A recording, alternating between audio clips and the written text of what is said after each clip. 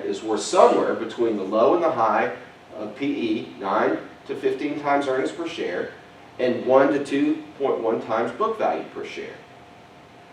Assuming the risk is the same for all companies, okay, and we know that's not true.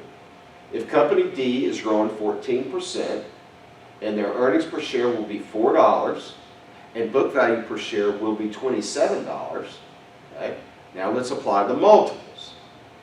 Okay?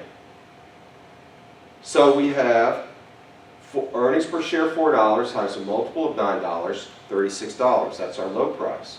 Our high price is $4 per share times a PE of 15, $60. So what is Dr. E saying? The stock is worth somewhere between a low of 36 and a high of 60. Okay? Boy, that's a wide spread, isn't it? All right. And a more likely price is the average. $4 times an average PE of 12.3, $49. Okay? Using book value per share, price to book value.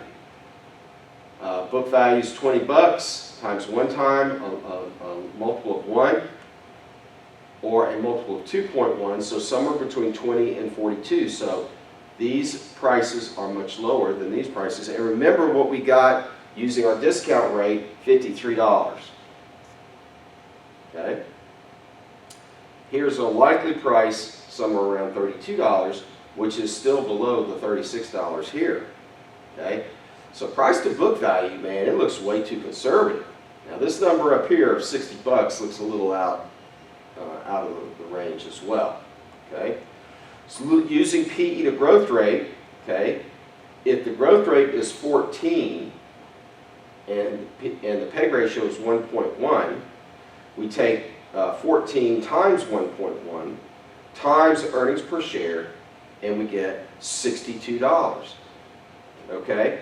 So this is the growth rate, this times the PEG ratio, gives us our new multiple, times our earnings per share that we expect, $62. Okay? Using price to book value to growth, a 0.143, and this is the 1.1 is the likely PEG ratio. So we take the multiple of 0.143, okay, times the growth rate, times the book value per share.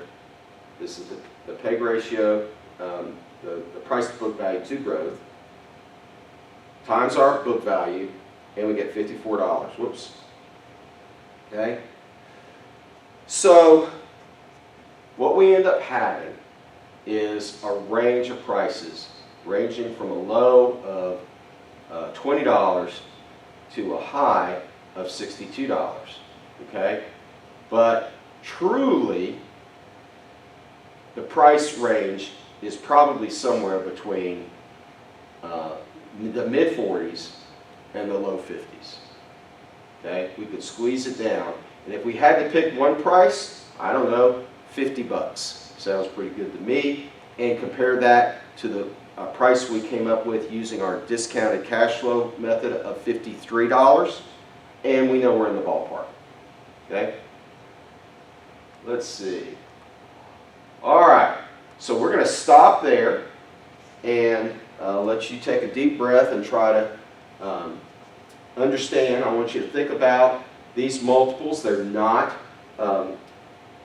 complex. I know that the PEG ratio and the price to book value to growth ratio are new concepts for you. So think about these, try to rack your brain around it. Basically, we're comparing the multiple to the growth rate.